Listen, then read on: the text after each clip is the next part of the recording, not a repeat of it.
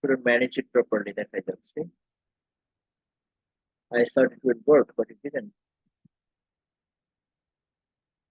Okay, I'm sending the links to many other people.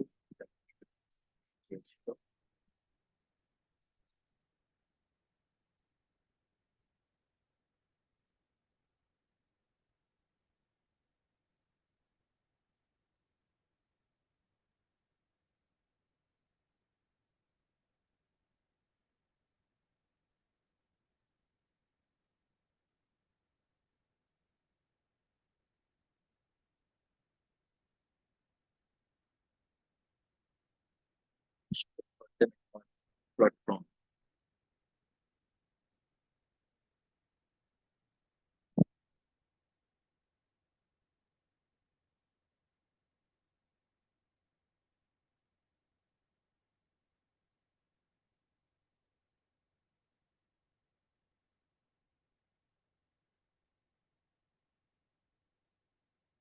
Okay, extremely sorry for the interruption. বাকিরা স্লাইডে দেব.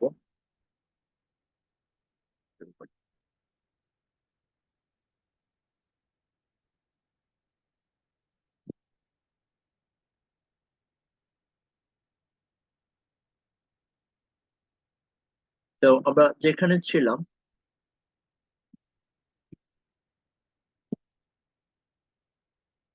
Issue writing এর ব্যাপারে আমি বলছিলাম. ইস্যু রাইটিং এ আমাদের টপিকে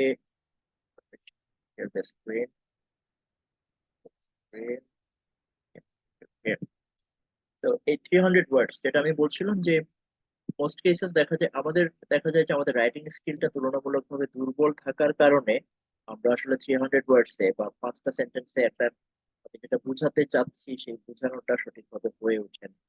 ফলে বলা হয় যে ইউ শুড রাইট মোর, বেশি. যেমন এটা হচ্ছে সিম্পলি আপনি এভাবে চিন্তা করতে পারেন.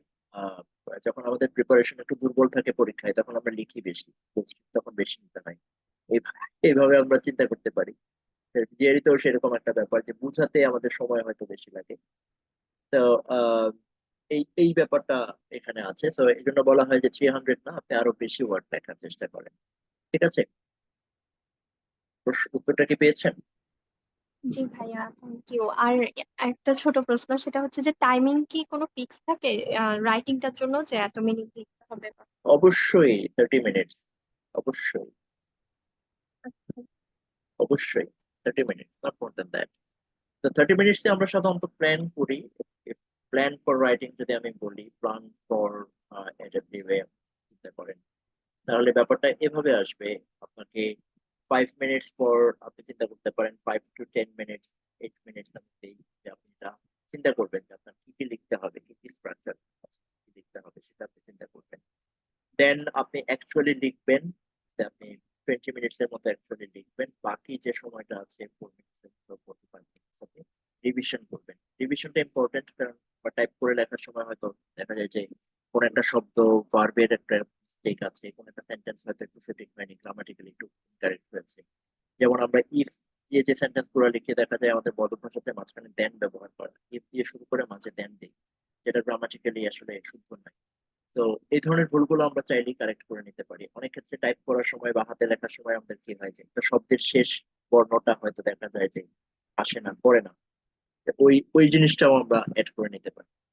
ঠিক আছে, ওই জিনিসটা আমরা সেট করে নিতে পারি, যে আমাদের কারেকশন গুলো করে নেওয়া. আরেকটা বিষয় হচ্ছে আপনি যখন প্ল্যান করবেন তখন খাতা আপনাকে দিবে, কাগজ আপনাকে দিবে, সাদা কাগজ দিবে, পেন্সিল দিবে, নিজে থেকে কিছু নেওয়ার সুযোগ নাই. সেখানে লেখার চাইতে আপনি যদি সরাসরি অন স্ক্রিন টাইপ করে ফেলেন যে হ্যাঁ এই এই এই শব্দগুলো আমি লিখছি, এই এই আইডিয়াটা লিখছি, দেন ওই আইডিয়ার উপরেই আপনি লেখা শুরু করে দেবেন, সেটা সবচেয়ে ভালো. ওকে, আমি এখন আমাদের মূল বইতে চলে যাচ্ছি. দিস ইজ মূল বই বলতে আমি বোঝাচ্ছি ভাই, দিস ইজ একটা দ্য বুক. কোশ্চেন ছিল। বলেন. AWA তে আমাকে কত স্কোর টার্গেট করা উচিত? মানে what is a good score? AW তে আসলে গুড স্কোর বলতে নির্দিষ্ট করে কোনো বিষয় নেই. শুভ্র দাস প্রশ্ন করেছেন. প্রশ্নটা কি করেছেন আমি জানতে পারি, খেয়াল করি.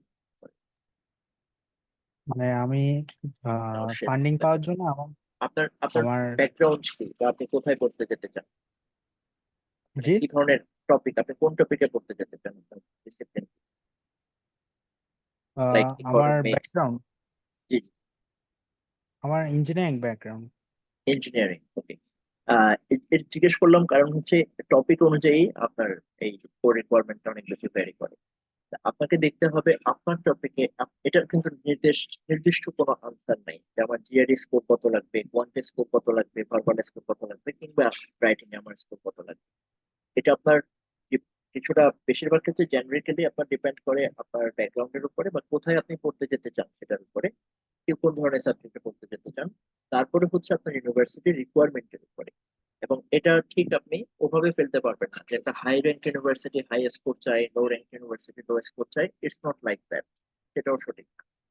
এটা কিন্তু পুরোটাই ফ্লেক্সিবল এবং সম্পূর্ণ ইউনিভার্সিটি বেসড এবং প্রোগ্রাম বেসড।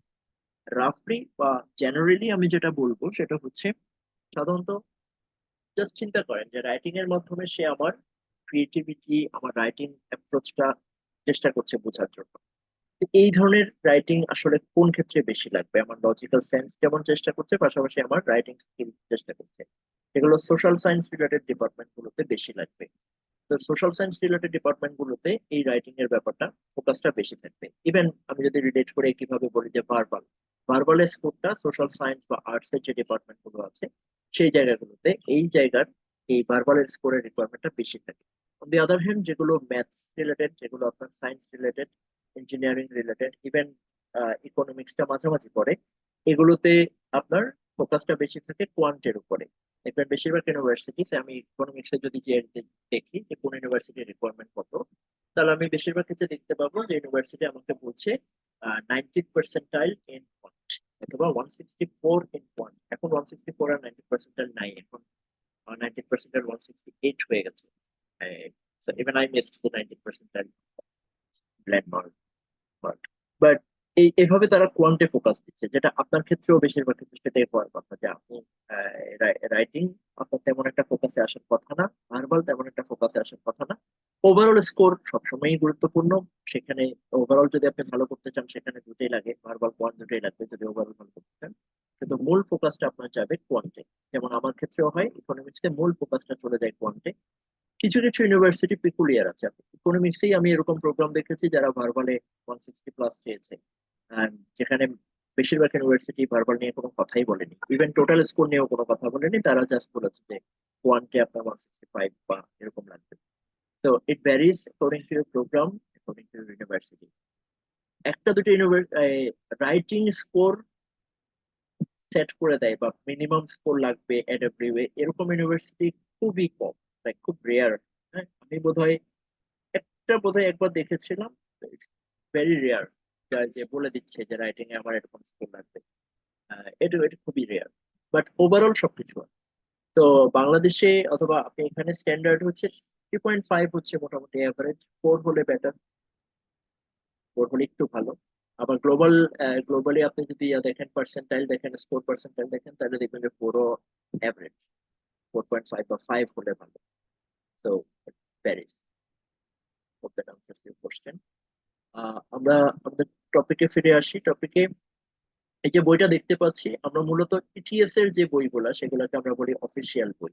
এবং প্রিপারেশনের জন্য always use the official materials. এর বাইরে আপনি যা ব্যবহার করবেন করতে পারেন, নো প্রবলেম। বাট সবসময় প্রথম টার্গেট করবেন অফিসিয়াল বই। অফিসিয়াল বইয়ের মধ্যে ইটিএস এর অফিসিয়াল জিআরই বই আছে, দেন অফিসিয়াল একটা ভার্বালের জন্য কিছু কোশ্চেন সেট আছে, কোয়ান্টের জন্য একটা আছে অফিসিয়াল ভার্বাল 150 কোশ্চেন্স এর জন্য, এই জন্য ওরা নাম দিয়েছে 150 ভার্বাল, 150 কোয়ান্ট, এরকম নাম দিয়েছে। তারপরে অফিসিয়ালের মধ্যে জিআরই অফিসিয়াল এটার ভিতরেই আছে, পাশাপাশি আলাদা করে ওরা টাইম টু টাইম আপডেট করে, যেটা হচ্ছে ম্যাথ রিভিউ নামে একটা বই আছে। ম্যাথ রিভিউ এটা এই অফিসিয়ালের বইয়ের ভিতরেই একটা অংশ। এটার এডিশন থার্ড এডিশন পর্যন্ত বেরিয়েছে, সেকেন্ড থার্ড এর মধ্যে খুব বেশি পার্থক্য এখন ওরা করেনি। বাট থার্ড এডিশন মোটামুটি করেছে, থার্ড এডিশন মোটামুটি বের হয়েছে। এখানে আপনার জিআরই সম্পর্কে এই বইটা আসলে head to head, like cover to cover পড়া উচিত। কভার টু কভার পড়া উচিত কারণ হচ্ছে প্রথমে আমার স্কোরিং টাও পরের ব্যাপার, পরীক্ষা আসতেছে পরে, আগে আমার পরীক্ষার পুরো প্রসেসটা আমার জানতে হবে। এখানে যেমন revised general test, introduction, structure, content of the test, আমি যে জিনিসগুলো একটু একটু করে আপনাদেরকে বলেছি, নতুন ভার্সনের শর্টার ভার্সন যেটা গত বছর অক্টোবর থেকে হলো, সেপ্টেম্বর থেকে হলো, সেই ভার্সনের কথাবার্তা এখনো জিআরই বই আকারে পাবলিশ করেনি। সেটা ছাড়া এই যে টেস্ট টেকিং স্ট্র্যাটেজিস, এখানে ওরা বারবার করে বুঝিয়েছে যে বারবারে ওদের এক্সপেকটেশনটা কি, অ্যানালিটিক্যাল রাইটিং এ ওদের এক্সপেকটেশনটা কি, এগুলো কিন্তু ওরা বুঝিয়েছে। এই বইটা পড়া উচিত অবশ্যই। তারপরে এই যে অ্যানালিটিক্যাল রাইটিং, আমি যেটা বলছি, issue analyse and issue task, ব্যাপারটা দেখেন। আমি একটা জিনিস দেখাই, আপনার স্ক্রিনে বইটা দেখতে পাচ্ছেন তো, তাই না? ইয়েস ভাই। জি ভাইয়া, দেখা এই যাচ্ছে। যে দেখা যাচ্ছে প্রিপেয়ারিং ভাই। ফর দ্য ইস্যু টাস্ক, একটা ইস্যু টাস্কের সম্পর্কে কত ডিটেইলস ওরা বলেছে, যে ইস্যু টাস্ক ওরা ওদের এক্সপেকটেশন কি, যে কেন তারা ইস্যু টাস্কটা ব্যবহার করে, ইস্যু টাস্ক দিয়ে তারা কি জানতে চায়। যেমন আপনাকে বলে দিচ্ছে যে আপনার সেন্ট্রাল ইস্যুটা কি, সেটা আপনাকে বুঝতে হবে। ইনস্ট্রাকশন যেটা দিয়েছে সেভাবে আপনাকে লিখতে হবে, ইনস্ট্রাকশন ছাড়া লিখে ফেললে হবে না। তারপরে আপনার ফর্ম অফ ইউর রেসপন্স কি কি লিখবেন। তারপরে বলেছে দেখুন স্যাম্পল ইস্যু টাস্ক, যেটা বললাম। তো এখানে আছে as people rely more and more on technology to solve problems, the ability to humans to think for themselves will surely deteriorate. এটা হচ্ছে আপনার ইস্যু। এরকম 150টা ইস্যু দেওয়া আছে। এরপরে এই ইস্যুটা নিয়ে আপনি কি করবেন, discuss the extent to which you agree or disagree with the statement and explain your reasoning for the position you take. এই কাজটা আপনাকে করতে বলেছে। এই প্রম্পট, এটাকে বলে প্রম্পট। এই প্রম্পটটা কিন্তু আবার ভ্যারি করে। এই প্রম্পটটা বিভিন্ন জায়গায় এক এক সময় এক একটা দেয়। এরকম 6-7টা প্রম্পট আছে। তাহলে কোন প্রম্পটে কি করবেন, এটা হচ্ছে প্রিপারেশনের জায়গা। স্ট্র্যাটেজিস ফর দ্য টপিক, অনেক ডিটেলস একটা আলোচনা। এরপর চমৎকার একটা কাজ করেছে, যে এই প্রশ্নটার উত্তর যদি আপনি এভাবে দেন যেখানে আছে, সেটা হবে আপনার স্কোর 6 রেসপন্স। মানে কিভাবে লিখলে আপনাকে 6-6 দিবে সেটা ওরা বুঝিয়ে দিচ্ছে। আর কিভাবে কিভাবে লিখলে 5 দিবে, কিভাবে লিখলে আপনি 4 পাবেন, কিভাবে লিখলে 3 পাবেন, কিভাবে লিখলে 1 পাবেন, সেটাও। হ্যাঁ। তো এর যে ডিটেলস কিন্তু কাভারেজ আসলে কোনো বইতে নাই, যে এত সুন্দরভাবে আর্গুমেন্ট আগে ছিল, এখন নেই।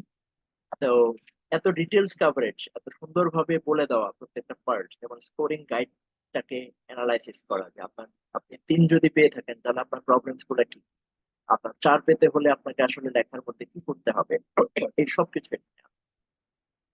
এই জিনিসগুলো পড়লে হেল্প পায়। অর্থাৎ রিডিং কম্প্রিহেনশন কোশ্চেনে আপনার কি জানতে চায় ওরা, understanding the meaning of individual word sentences. এগুলো আপাত দৃষ্টিতে আপনার কাছে মনে হতে পারে দূর, আমি সরাসরি প্রশ্নে চলে যাই, but I will suggest that you read through the book, cover to cover, যে প্রত্যেকটা জিনিস আপনি জানেন, বুঝেন যে এখানে কি করছে। যদি আপনি বুঝতে পারেন যে what is required of you, তখন আপনার স্কোর করতে বা প্রিপারেশন নিতে এবং পড়াশোনা করতে আপনার সুবিধা হবে। রিডিং কম্প্রিহেনশন প্যাসেজে কি থাকে, কিভাবে থাকে, সেগুলো। তো মুভিং অন, আমরা এখন স্যাম্পল কোশ্চেন সেট দেখবো। তো প্রত্যেকটা টাইপের প্রশ্ন সম্পর্কে আমরা ধারণা নিব, যেটা আমাদের এই এই সেশনের সবচেয়ে বেশি সময় ধরে বা সবচেয়ে ভালো সময় ধরে যাবে। ফাঁকে আমি একটা কাজ করতে চেষ্টা করি, সেটা হচ্ছে সেশন 3 এর লিঙ্কটা দেওয়ার সুযোগ আছে দেখি।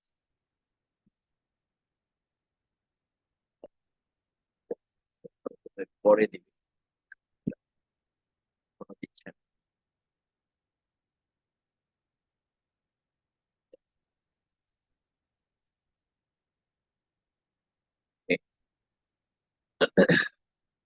আমি চেষ্টা করব ওই জুম সেশনটা, পরের সেশনটা, লিঙ্কটা আমি চ্যাট বক্সে দিয়ে দিতে যখনই অ্যাভেলেবল হয় আর। মুভিং অন, যেমন এটা হচ্ছে একটা প্যাসেজ। এই প্যাসেজটার সাইজটা দেখেন, একটা ধারণা নেন। প্যাসেজ 3 সাইজের হতে পারে স্বাভাবিকভাবে, স্মল, মিডিয়াম এবং লার্জ। 3 সাইজের হতে পারে। এটা হচ্ছে একটা মিডিয়াম সাইজের প্যাসেজ। এই সাইজের প্যাসেজে আপনি একটা আশা করতে পারেন যে 2 থেকে 3টা প্রশ্ন, 2টা প্রশ্নের বেশি রেয়ার, বাট 2টা প্রশ্ন আপনি আশা করতে পারেন। এই এই যে পড়া, এখানে দেখেন, আপনার এখানে কি খুব কঠিন কোনো শব্দ কারো মনে হচ্ছে? I don't see any like difficult word. এগুলো হচ্ছে খুব কমন ওয়ার্ডস, সেগুলো ব্যবহার করে প্রশ্নটা করেছে। এরপর প্রশ্নটা হচ্ছে কি, select only one answer choice, multiple choice, ABCDE 5টা অপশন আছে, সেখান থেকে যে কোনো একটা অপশন আপনি চুজ করবেন, সেটা হবে আপনার আনসার। তারপরে আপনি 2 নম্বর প্রশ্নটা দেখেন। 2 নম্বর প্রশ্নের মধ্যে, consider each of the three choices separately, select all that apply. এখানে এখানে বক্সটাও ডিফারেন্ট, এগুলো হচ্ছে ABCDE আগের প্রশ্নে, এগুলো হচ্ছে অপশন বাটন। আর এখানে 2 নম্বরে যেটা আছে ABC, এগুলো হচ্ছে বেসিক্যালি বক্স, চেক বক্স যেটাকে বলে, চেক বক্স টাইপের বাটন। তো এই চেক বক্স, এটাও একটা বিষয় যে আপনি কিভাবে আপনার ইয়াটা দেখাচ্ছে। তো এই যে আপনার পার্থক্যটা, পার্থক্যটা খেয়াল করবেন, সেই অনুযায়ী আনসার। এবং সবসময় এখানে লেখা থাকে যে each of the three choices separately select all that apply অর্থাৎ এখানে এবিসি তে একটা আনসার হতে পারে, দুটো আনসারও হতে পারে, তিনটাও আনসার হতে পারে। যেটা যেটা আনসার করা সম্ভব সবগুলোই আপনি মার্ক করতে পারেন। ওকে, 3 নম্বরে গিয়ে যেটা আছে select the sentence that distinguishes two ways of integrating rock and classical music. এটা ডিফারেন্ট টাইপ। এটা যখন কোশ্চেন হিসেবে থাকে তখন অপশন হিসেবে বাম সাইডে স্ক্রিনে বাম দিকে পুরো প্যাসেজটাই দেওয়া থাকে। খেয়াল করলে দেখবেন এই প্যাসেজে 5টা সেন্টেন্স আছে। যখন এই প্রশ্নটা থাকে তখন এবিসিডি এর মতো 5টা sentence. Reviving the practice of using elements, United States music in its compositions, একটা, if I don't miss any, glass-based to symphonies of music by rock, blah blah blah, is not appear, is পর্যন্ত, then popular elements do not appear, এখান থেকে music পর্যন্ত, then yet this use of popular elements এখান থেকে একটা, then his music is not, এখান থেকে একটা। আপনার এই কোশ্চেনের আনসারটা হচ্ছে সিলেক্ট দ্য সেন্টেন্স। আপনার পাশে কোশ্চেনে গিয়ে প্যাসেজে আপনি জাস্ট যে সেন্টেন্সটা এই উত্তর বলে আপনার মনে হয়, এই প্রশ্নের সাথে রিলেভেন্ট বলে মনে হয়, সেই সেন্টেন্সটাতে ক্লিক করবেন। ক্লিক করলে অটোমেটিক্যালি, ধরেন আমি যদি মনে করি এটা হচ্ছে আনসার, আমি এই সেন্টেন্সের যে কোনো এক জায়গায় ক্লিক করলে এটা এরকম সিলেক্ট হয়ে যাবে। That's all. দেন আমরা নেক্সট দিয়ে পরের কোশ্চেনে চলে যাব। এটা হচ্ছে question type. Multiple choice, multiple option বা multiple select, then sentence select the sentence. 3 ধরনের আরসি কোশ্চেন টাইপ আছে। ঠিক আছে, এটা হচ্ছে কোশ্চেন টাইপ। কোনো প্রশ্ন হচ্ছে এই ব্যাপারে?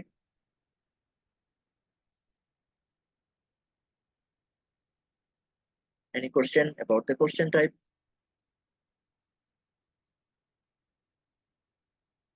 No? Okay. So এখানে এখন আমরা সেন্টেন্স কমপ্লিশনে আসি। সেন্টেন্স কমপ্লিশনে আমাদের প্রশ্নগুলো হচ্ছে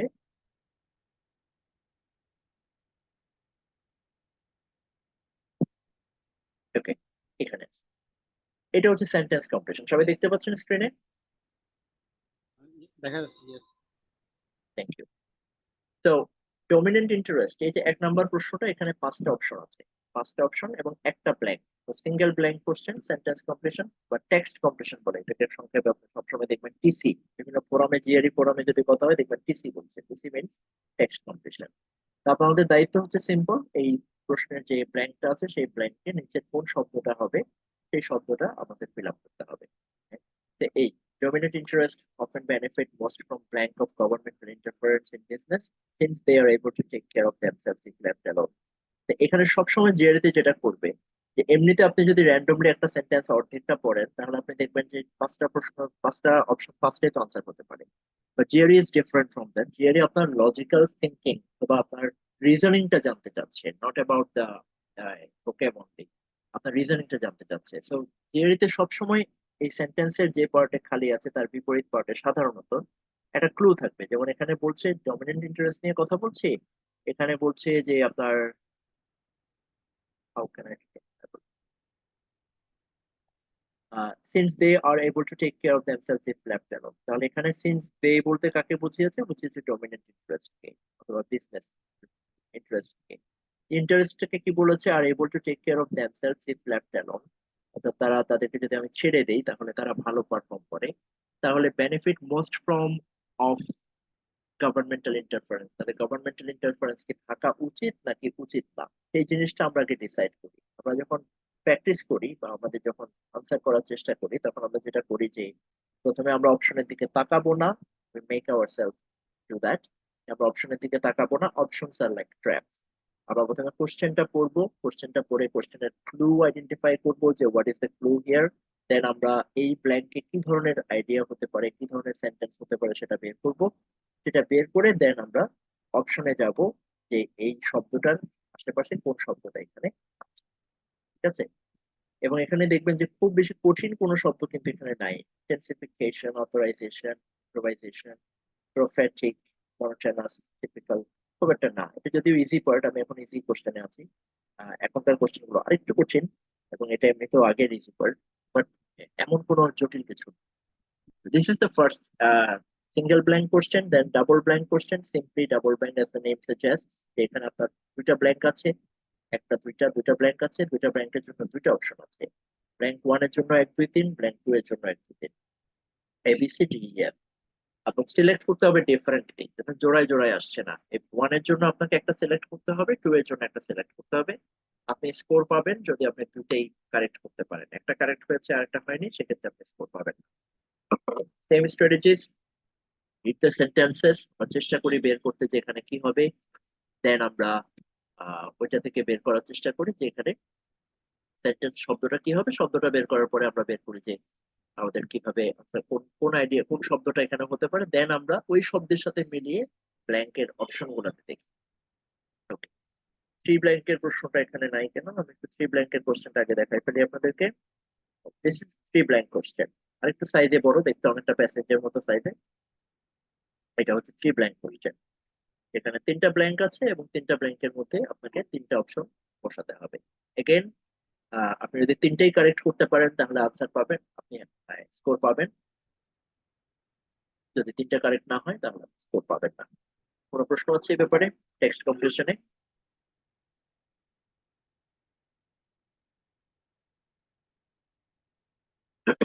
টেক্সট কম্পিটিশনে কোনো প্রশ্ন নেই। দেন আমরা যাচ্ছি আরেকটা টাইপের প্রশ্নে, ভার্বালে, সেটা হচ্ছে sentence equivalence. Called sentence equivalence. যে 7 নম্বর প্রশ্নটা দেখতে পাচ্ছেন স্ক্রিনে, এটার টাইপটা দেখেন। এখানে ABCDEF 6টা অপশন আছে, 6টা অপশন এবং একটা ব্ল্যাঙ্ক আছে, at long last blank. The judges standing in the legal community, those shaken by phony allegations of wrongdoing, emerged at long last blank. তাহলে এই ব্ল্যাঙ্কে আমাকে এই 6টা অপশন থেকে যে কোনো দুইটা অপশন আমাকে চুজ করতে হবে, টু অপশন। এমন ভাবে করতে হবে যাতে the sentence is equivalent, like the words are, the meanings of the sentences become equivalent. অর্থাৎ আমি এখানে সিনোনিমাস একটা শব্দ জোড়া বের করবো, কারণ এখানে আনকোয়ালিফাইড, আনডিমিনিশড, আনডিসাইডেড, আনড্যামেজড, আনরিজলভড, আনপ্রিন্সিপল, এখানে সিনোনিম কি কি বলেন তো? একটু হেল্প করেন somebody। এখানে সিনোনিম কি আছে? এই 6টার মধ্যে কোনটা কোনটা সিনোনিম? পার্টিসিপেটিং, কোর্সে ক্লাসে কিন্তু পার্টিসিপেট মানে অবশ্যই করতে হবে। আমার নাম ডেকে ডেকে বলবো, জিজ্ঞেস করবো। আনরিজলভড, আনডিসাইডেড, এই দুটাকে সিনোনিম? আনরিজলভড, আনডিসাইডেড একটা সিনোনিম হতে পারে, যে এখনো রিজলভ হয়নি, এখনো ডিসিশন হয়নি। আর আরেকটা জোড়া আছে এখানে, এটা হচ্ছে আনডিমিনিশড এবং আনড্যামেজড। Unqualified and unprincipled. না, আনকোয়ালিফাইড ভিন্ন জিনিস, আনড্যামেজড এবং আনডিমিনিশড। তো এখানে আমাদেরকে যেটা দেখতে হবে তাহলে, দ্য জাজেস standing in the legal community, it's talking about জাজের ইমেজটা কেমন, এটার কি অবস্থা। তারপরে বলেছে those taken by phoney allegation, তার মানে এলিগেশনটা যে অভিযোগটা ছিল সেটা সঠিক নয়, সেটা ভুয়া অভিযোগ ছিল। ভুয়া অভিযোগ দিয়ে সে শেকেন হয়েছে, তার ধাক্কা খেয়েছে, ইমার্জড এট লং লাস্ট। শেকেন হয়েছে, তো দিয়ে একটা নেগেটিভ মার্কার আছে এখানে, অর্থাৎ এটা আসলে যা হওয়ার বিষয় ছিল সেটা আলটিমেটলি হয়নি। ফোনি এলিগেশন ছিল, শেকেন হয়েছে, বাট এট লং লাস্ট এটা আসলে ক্ষতিগ্রস্ত হয়নি। ক্ষতিগ্রস্ত হয়নি বোঝানোর জন্য আনডিমিনিশড এবং আনড্যামেজড হচ্ছে আনসার। এই দুইটা জোড়া, এই আইডিয়াটা হচ্ছে আনসার। তো এই কোশ্চেনের ক্ষেত্রে আমরা যেটা করি সাধারণত, যে এই 6টা প্রশ্ন প্রথমে আমরা প্রশ্নের দিকে না তাকিয়ে আমরা অপশনের দিকে, this is different from text competition. তো টেক্সট কম্পিটিশনে আমরা আগে প্রশ্ন দেখি, অপশন না দেখে আমরা প্রশ্নে কি হবে সেটা ধারণা করার চেষ্টা করি, তারপর আমাদের ধারণার সাথে মিলিয়ে একটা শব্দ খুঁজে নেই, সেটা ট্র্যাপ অ্যাভয়েড করতে সহায়তা করে। আর সেন্টেন্স ইকুইভ্যালেন্সে আমরা প্রথমে অপশন দেখবো, অপশন গুলাকে একটু জোড়ায় জোড়ায় সাজানোর চেষ্টা করব। সাধারণত আপনি 2 জোড়া শব্দ পাবেন, 3 জোড়া সাধারণত পাবেন না, এক্সেপশনাল বা ভেরি ডিফিকাল্ট কোশ্চেনের ক্ষেত্রে 3 জোড়া হবে। যখন আপনি 2 জোড়া পাবেন তখন বেসিক্যালি আপনার অপশন হয়ে গেল 1 1 2, দুইটা অপশন হয়ে গেল, জোড়া 1 জোড়া 2, অর্থাৎ যে কোনো একটা। তাহলে আপনার আনসারের যে সাকসেস রেট হয়ে গেল 50-50 আপনার আনসার রেট হয়ে গেল। ঠিক আছে? তো এই যে আপনি যখন 50-50 আপনি যখন অপশন চয়েস হয়ে গেল, তখন আপনি সহজে এবার চিন্তা করতে পারবেন যে আমার এটা কি পজিটিভ না নেগেটিভ, এটা কি বলছে, এটাকে পজিটিভ কিছু বলছে নাকি নেগেটিভ কিছু বলছে। যেভাবে বলছে সেই অনুযায়ী আমরা আনসার করতে পারবো। ওকে, যেমন ধরেন আমি এখানে আরেকটা কোশ্চেন আনসার করার চেষ্টা করি। এখানে একটু দেখেন, পার্টিসিপেট করেন। এখানে কোনটা কোনটা কোনটা synonym? Incongruous, reasonable, significant, considerable, suitable, ফরটিউনাস।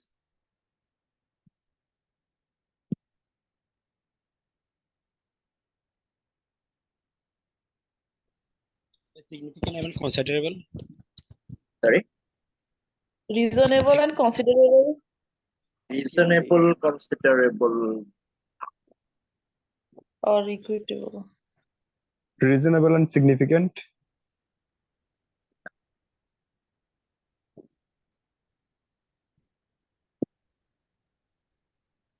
Considerable শব্দটা কোথাও শোনেননি আগে? Considerable damage, considerable well, significant এবং কনসিডারেবল। এখানে কনসিডার আর কনসিডারেবল কিন্তু এক জিনিস।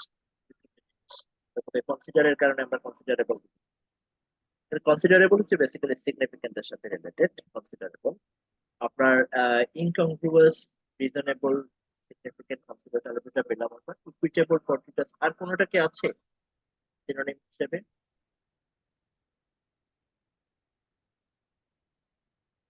আর কোন সিনোনিম এখানে নাই। আপনি ধরে নিতে পারেন এটাই আনসার, তারপরে আমরা ওখানে চেক করব। তো এই যে বললাম যে সিনোনিম ধরে নেওয়ার যে সুযোগ, যে প্রয়োজনটা, কেন স্ট্র্যাটেজিটা এরকম, এটা হচ্ছে এই কারণ। স্ট্র্যাটেজিটা এরকম কারণ হচ্ছে অনেক ক্ষেত্রে আমরা একটা জোড়া পাই, সেই একটা জোড়া দিয়ে আমরা আনসার করে ফেলতে পারি। সেই জোড়াটা মিলিয়ে দেখতে হবে অবশ্যই প্রশ্নের সাথে যাচ্ছে কিনা। এবার এখানে কি বলছে, modern agriculture practices have been extremely successful in increasing the productivity of major food crops. Okay, modern agriculture successful. Yet, তার মানে এখন সাকসেসফুল হয়নি এরকম কিছু একটা বলবে। Despite heavy use of pesticides, pesticide প্রচুর ব্যবহার করা সত্ত্বেও কিছু একটা হয়নি। এটা কি? Losses to diseases and insect pests are sustained each year. তার মানে প্রচুর লস আছে। ঠিক আছে বিষয়টা? তা প্রচুর লস আমাদের সিগনিফিকেন্ট এবং কনসিডারেবলের সাথে মিলে গেল।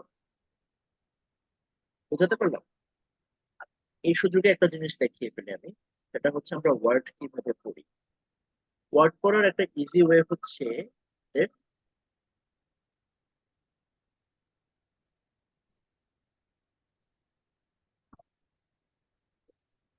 ওয়ার্ড পড়ার একটা ইজি ওয়ে হচ্ছে গুগল কনসিডারেবল।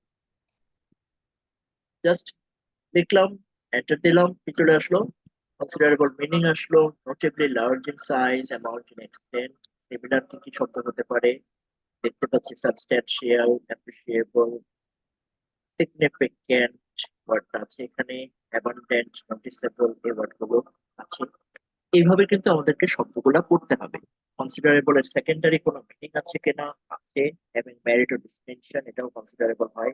এবং ইম্পর্টেন্ট অর্থে, প্রমিনেন্ট অর্থে, ইলাস্ট্রিয়াস অর্থে কনসিডারেবল ব্যবহার করা যায়। আপনার এখানে আবার খেয়াল রাখতে হবে যে কনসিডারেবল এর বিপরীতে লেভিশ দিয়েছে, প্রফিউজ দিয়েছে, জেনারাস দিয়েছে।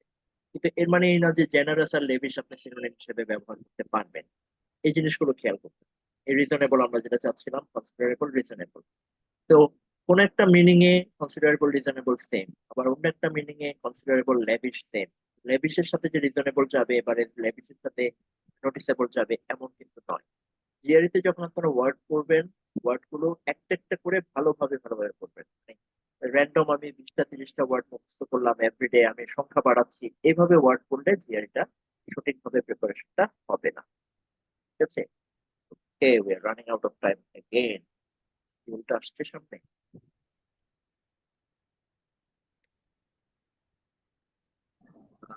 স্যার এখানে কি আনসার কনসিডারেবল হবে নাকি স্যার সিগনিফিকেন্ট হবে? এই এতক্ষণ কি বোঝালাম? 6টার মধ্যে 2টা আনসার। সেন্টেন্স ইকুইভ্যালেন্সে you need to pick 2 option. এই 6টা থেকে 2টা অপশন চুজ করতে হবে, 2টা আনসার হবে। আনসার তো 2টাই হবে, যে 2টা সিনোনিমাস হবে। এবং যে 2টা, যেমন সিগনিফিকেন্ট, আমি যদি এখানে ব্যবহার করি সিগনিফিকেন্ট লসেস টু ডিজিজেস, এই পুরো বাক্যের যে অর্থ দাঁড়ায়, কনসিডারেবল লসেস টু ডিজিজেস এই বাক্যের একই অর্থ দাঁড়ায়। That's why this is called sentence equivalent. জানা গেছে? স্যার সেক্ষেত্রে যদি এখানে 3 জোড়াই যদি সিনোনিম হয় মানে 6টাই, তখন আমার সেক্ষেত্রে আপনি ওই সুবিধাটা পাচ্ছেন না। লাইক 2 জোড়া সিনোনিম, 3 জোড়াই সিনোনিম, তাহলে সিনোনিম দিয়ে যে একটা সিনোনিম না ফলে অর্থ হবে মানে ওটা আনসার হবে না, এই যে একটা সুবিধা আমরা নিচ্ছি, সেই সুবিধাটা আপনি আর পাচ্ছেন না। কিন্তু আপনি আহ, তখন আপনার কোশ্চেনের উপর বেস করে আপনাকে আনসারটা করতে হবে, এই হচ্ছে বিষয়। Thank you sir. ওকে, তো আমরা আবার পরের ইয়াতে চলে যাই। এখানে চলে গেল 3 ধরনের প্রশ্ন আমরা আলোচনা করলাম। রিডিং কম্প্রিহেনশনের যে কোশ্চেন টাইপ গুলো আছে, যেমন এখানে আবারও দেখাচ্ছি এবিসি 3 ধরনের, তিনটাই এখানে আনসার হতে পারে, একটা আনসার হতে পারে, দুটো আনসার হতে পারে। তারপরে কিছু সিঙ্গেল কোশ্চেন আছে, এখানে জাস্ট এগুলো হচ্ছে লার্জ সাইজ প্যাসেজ। এখন লার্জ সাইজ প্যাসেজ একটু কমে আসছে, যেহেতু আমাদের কোশ্চেন আগে ছিল 20টা একটা সেকশনে, এখন কোশ্চেন হয়ে গেছে 12টা বা 15টা। সেজন্য লার্জ সাইজ প্যাসেজে আগে দেখা যেত যে এবং 6, 7, 8, 9 4টা প্রশ্ন এখান থেকে করেছে। এখন দিলেও সেটা হচ্ছে আপনি যদি দ্বিতীয় পার্টে থার্ড সেকশন পান, সেক্ষেত্রে আপনি পেতে পারেন, এবং সেখানে বলবে 3টা প্রশ্ন আপনি পেতে পারেন, 4টা প্রশ্ন পাবেন না। So this is verbal. This is all about the verbal types. এখন আমরা কোয়ান্টে যাব। Before that, if you have any question, you have to answer.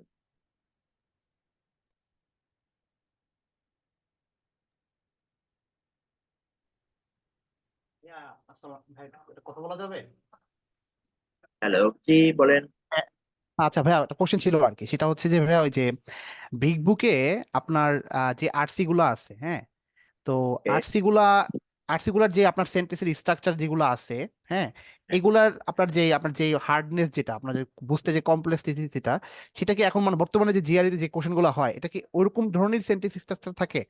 মানে আমার কাছে যেটা মনে হয়, আমি আরসির পেসেজ গুলো আমার কাছে একটু মনে হয় কঠিন লাগতেছে আমার কাছে, আচ্ছা। মানে আরসি বিগ ইজ বুকের। সাপোজ টু বি ডিফিকাল্ট, হ্যাঁ। বিগ বুকে আগে, হ্যাঁ, বিগ বুক থেকে এখন ডিফারেন্সটা হবে আপনার, বিশেষ করে বিগ বুকের যে লং প্যাসেজে, যে সায়েন্সের যে লং প্যাসেজ, আমার মনে হয় সেগুলো হ্যাঁ, ডিফিকাল্টি এখন একটু কমে আসছে।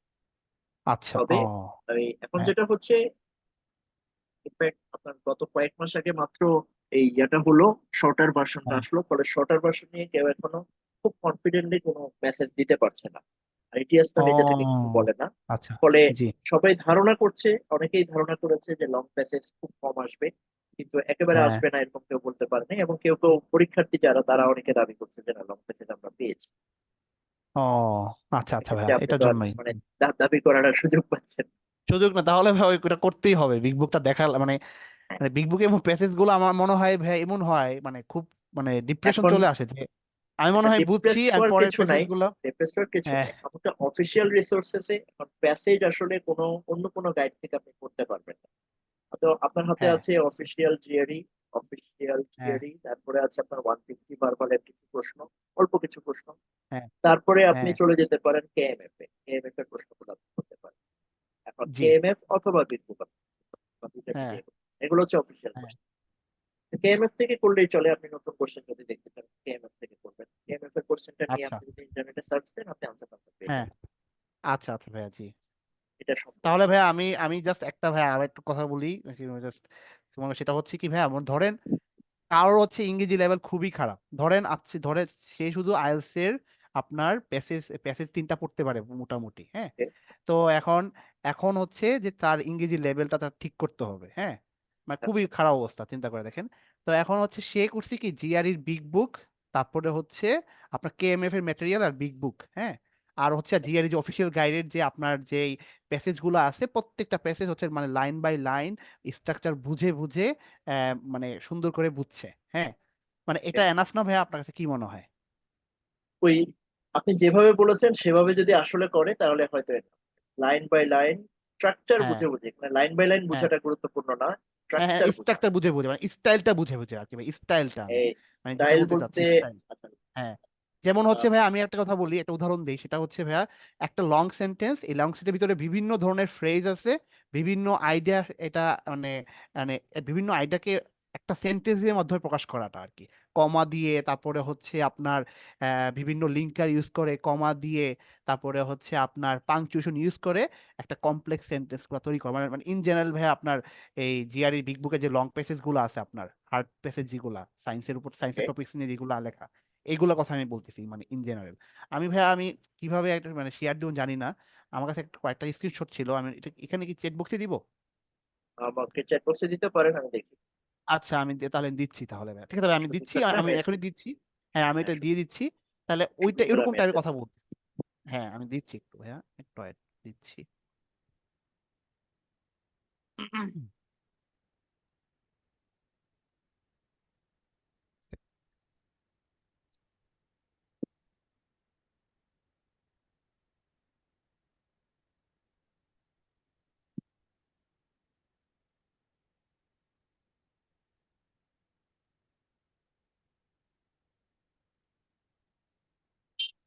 আমি চ্যাট বক্সে পরবর্তী মিটিং এর ইয়েটা দিয়ে দিয়েছি, লিঙ্কটা দিয়ে দিয়েছি, আচ্ছা সবাই এটা কপি করে নেন, কপি করে আহ এর কাছে রাখেন যাতে এটা চলে আসতে পারে।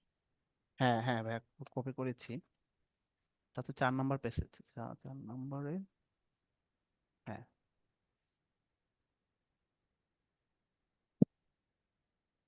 এখানে প্যাসেজের যেটা হয়, প্যাসেজের জন্য আসলে আপনারা যদি কোনো একটা জায়গায় প্রিপারেশন নেন, ব্রেক ম্যাট বা এরকম কোনো প্রিপারেশন ম্যাটেরিয়াল যদি আপনি নেন, তাহলে দেখুন প্রিপারেশনের জন্য প্যাসেজে আসলে অনেক কিছু করার জায়গা আছে। একটা উদাহরণ দিই, প্যাসেজে আমরা কি করার চেষ্টা করি, প্যাসেজে প্যারাফ্রেজিং গুলো আমরা ধরার চেষ্টা করি, বা কোনো একটা সেন্টেন্সের শুরুতে বা কোনো একটা প্যাসেজের শুরুতে কি দিয়ে শুরু করলো সে সম্পর্কে একটা ধারণা করার চেষ্টা করি। একটা লং প্যাসেজ বের করি, বলতে সুবিধা হবে।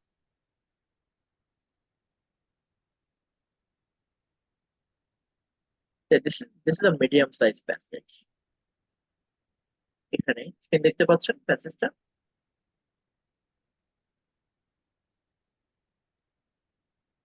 এটাকে দেখতে পাচ্ছেন প্যাসেজটা? জি ঠিক হ্যালো, আছে। দেখা যাচ্ছে এখানে বলছে I enjoyed a dream of light and shadow, portraits of Latin American women writers for the same reasons that as a child I avidly consumed women's biographies. The fascination with how the biographical details of another woman's life are presented and interpreted. দেখেন এখানে যখন বলেছে I enjoyed এবং পরের ইয়াতে আসছে a dream offers, yet as an adult, as a child, এই যে একটা কম্পারিজন আছে, তাহলে as a child তার পছন্দ ছিল, তাহলে as an adult তার পছন্দ হবে। এটা হচ্ছে স্ট্রাকচার। আমি যখন দেখেছি আই এনজয়েড দিয়ে কিছু একটা শুরু হয়েছে for same reasons that as a child, তার মানে উনি এখান থেকে শিফট করবেন। এই যে একটা ধারণা করা, সেন্টেন্সের স্ট্রাকচার দেখে আমি বুঝতে পারছি বা বলছি যে তিনি এখন যে ধারণাটা দিবেন, এখন উনি পজিটিভ কথাগুলো বলছেন, এরপরে উনি এখান থেকে সরে যাবেন, শিফট করবেন। এটা একটা থিওরির একটা, এটাকে আমরা বলি যে ফোকাসড করার একটা ক্যাপাসিটি তৈরি হওয়া। এটা লং প্যাসেজে আরো বেশি হবে, আমি শর্ট প্যাসেজে একটা দেখাচ্ছি। তারপর বলছে a dream offers a rich read varied in both the lives and texts of the women portrait and the perspectives and styles of 16th century essays. Yet as an adult I came to demand of any really great book. তাহলে তিনি এবার বলছেন যে তার great book থেকে তিনি কি চান। তাহলে এই ড্রিম অফ লাইট বা ড্রিম যে বইটা সেখানে সেটা নাই, এটাই বোঝা যাচ্ছে। বুকে self consciousness about the tenuous ইত্যাদি ইত্যাদি। তাহলে উনি তিনটা চারটা কথা বলেছেন, self consciousness about the tenuous nature of reality, critical contextualization of moral detail, and self-awareness of role of ideology. তিনটা জিনিস বলছে in this critical senses a dream is inadequate. সবাই কি চ্যাট থেকে কপি করেছেন লিঙ্কটা? যদি Yes, না ভাই। পেয়ে থাকেন, কেউ আমাকে হ্যাঁ মেসেঞ্জারে জি নোট ভাইয়া, দিতে পারেন, জি আমি ভাইয়া ওখানে আবার শেয়ার করেছি। জি ভাইয়া, তাহলে তাহলে পরবর্তী সেশনে হচ্ছে আমি ওইটা শেয়ার করবো আর কি, পিকচারটা। হ্যাঁ আমি করেছি okay, অবশ্য। জি ভাইয়া অবশ্যই।